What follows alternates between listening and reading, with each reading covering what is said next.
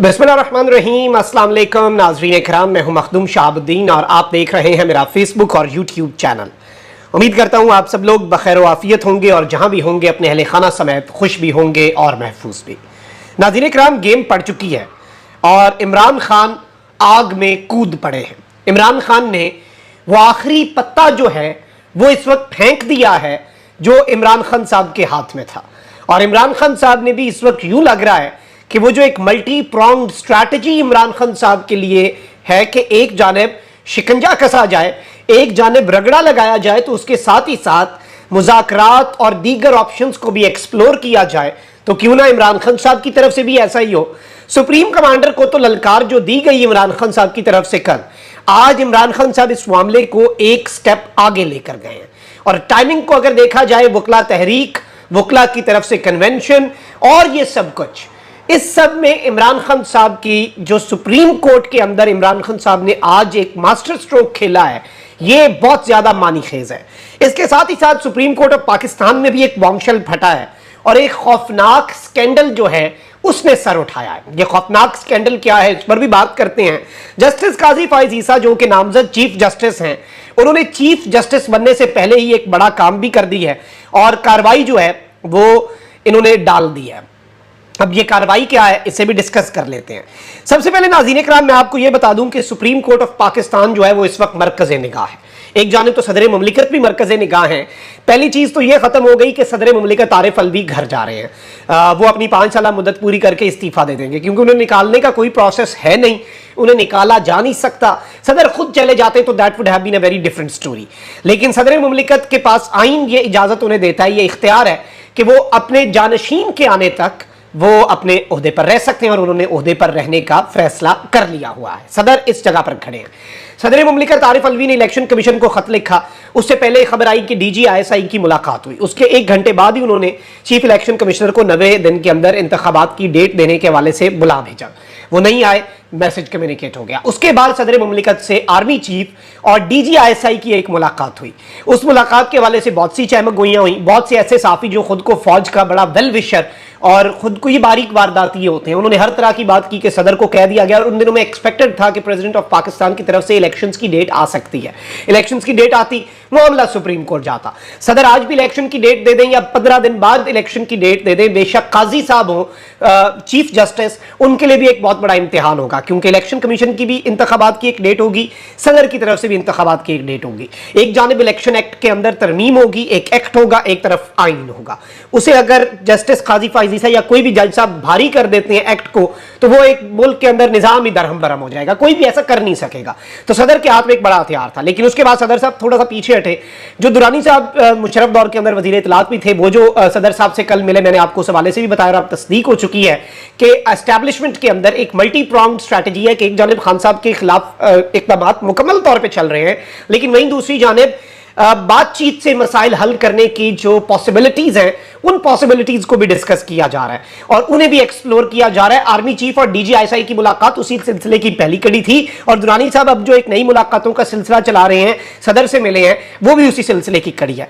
Keeping all of this in mind, सदर जो है वो अभी बहुत इंपॉर्टेंट है और उनके ऊपर नजरें भी हैं। सदर आगे आने वाले 4-5 महीने में भी इंपॉर्टेंट रहेंगे।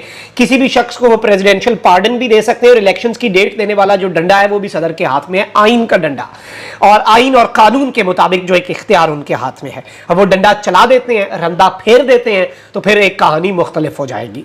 वहीं दूसरी जानिब सुप्रीम कोर्ट में बहुत सी चीजें चल रही हैं। नैब तरामीम के ऊपर केस की समाअत chief justice of Pakistan justice Umar Ata Bandial जो हैं, उन्होंने, आपको पता है कि किस तरह से चीजें की हैं, और जस्टिस बंदयाल ने वो फैसला महफूज किया हुआ है, वो भी उन्होंने सुना देना है। जस्टिस साहब 16 तारीख को उनका आखिरी दिन होगा, और इसमें इंपॉर्टेंट फैक्टर ये है कि 14-15 तारीख उनकी बेसिकली आखिरी होगी, उसके बाद तो फिर वर्किंग डे नहीं होगा। तो इस सब के अंदर वकला तहरीक जो है, वकला ने मार्च की कॉल भी दी हुई है, एक बहुत बड़ा पूरे मुल्क के अंदर एक स्टेटमेंट उसी टाइम पे चीफ जस्टिस सरप्राइज भी दे सकते हैं। अब सुप्रीम कोर्ट में बहुत कुछ चल रहा है। आप ये देखें कि जो सुप्रीम कोर्ट का review of judgement and orders act 2023 था, जिसे सुप्रीम कोर्ट ऑफ पाकिस्तान ने उड़ा के रख दिया, और इस सब में जो फेडरल गवर्नमेंट है उसने मिनिस्ट्री ऑफ लॉ के जरिए 2 वीक्स का टाइम मांगा है सुप्रीम कोर्ट के रजिस्ट्रार ऑफिस से कि वो एक रिव्यू पिटीशन फाइल कर सकें। उन्होंने कहा है कि हम सुप्रीम कोर्ट के उस फैसले के ऊपर एक रिव्यू पिटीशन फाइल करना चाहते हैं, लेकिन वो पिटीशन फाइल करने के लिए, उसका रिव्यू फाइल करने के लिए हमें 2 हफ्ते का वक्त दिया जाए। क्यों? क्योंकि 2 हफ्ते बाद जस्टिस उमरता बंदयाल तो होंगे नहीं, 2 हफ्ते बाद जस्टिस काजी फाइज ईसा होंगे, वो उसका रिव्यू करेंगे, वो अपनी मर्जी से बेंच बनाएंगे, वो अपनी मर्जी से मामलात चलाएंगे। तो ये भी एक नुक्ता आप जहन में रखें कि काजी साहब से उम्मीदें हैं, लेकिन यहां पर सुप्रीम कोर्ट ऑफ पाकिस्तान में अभी भी जस्टिस उमरता बंदयाल ही बैठे हैं, इस चीज को भी भूलना नहीं चाहिए।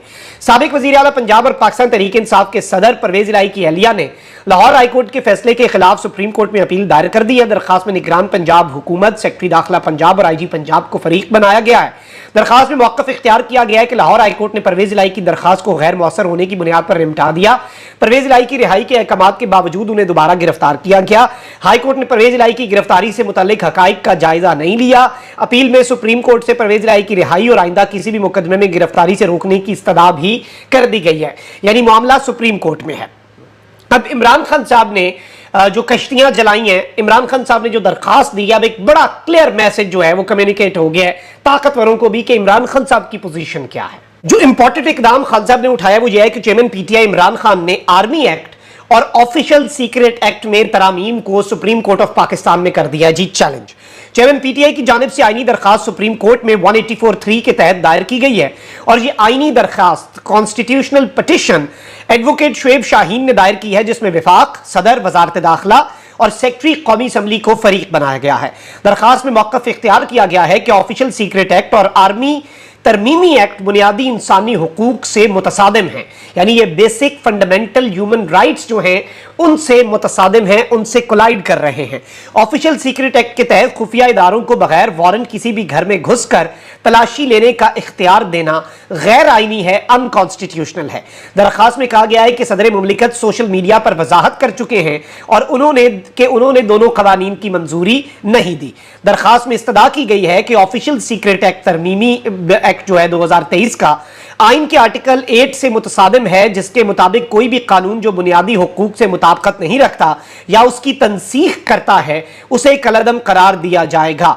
ऑफिशियल सीक्रेट एक्ट और तरमीमी एक्ट के हवाले से सदर मुमलिकत ऑलरेडी अपना मौक़िफ़ दे चुके हैं और इमरान खान साहब ने ये एक बहुत बड़ा पत्ता फेंका है, एक बहुत बड़ा मूव खेला है और इमरान खान साहब की इस मूव ने बहुत कुछ वाज़ेह कर दिया है, बहुत कुछ क्लियर कर दिया है और काफी हद तक इस सब के अंदर आप कह सकते हैं कि चीजों के अंदर क्लैरिटी आ गई है कि इमरान खान साहब भी इस वक्त पीछे हटने के लिए तैयार नहीं है, क्योंकि this is a very clear message to the power corridors और ताकतवर हलकों को इससे ज्यादा क्लियर मैसेज नहीं कम्युनिकेट हो सकता था इमरान खान साहब की तरफ से।